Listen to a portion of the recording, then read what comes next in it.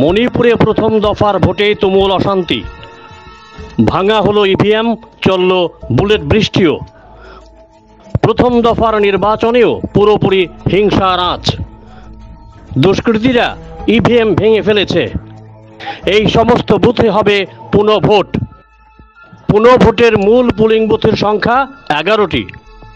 মণিপুরের মুখ্য নির্বাচনী আধিকারিক এই ঘোষণা দিয়েছেন। সোমবার হবে পুনঃভোট। নির্বাচন কমিশনের তরফে জানানো হয়েছে, মণিপুরের 11টি বুথের ভোট বাতিল করা হয়েছে। এখানে নতুন করে ভোট গ্রহণ করা হবে।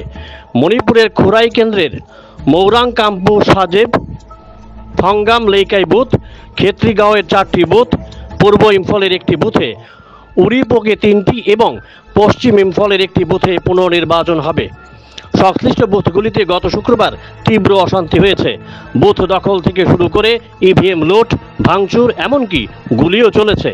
72% ভোট পড়লেও যে বুথগুলির ইভিএম লুট ও ভেঙে দেওয়া হয়েছে, তাই সেগুলিতে ফের হবে নির্বাচন।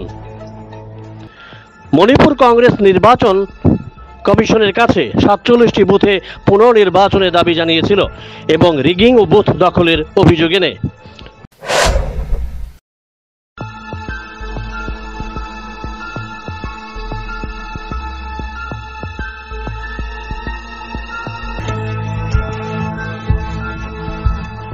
Bureau report, jam 24 news.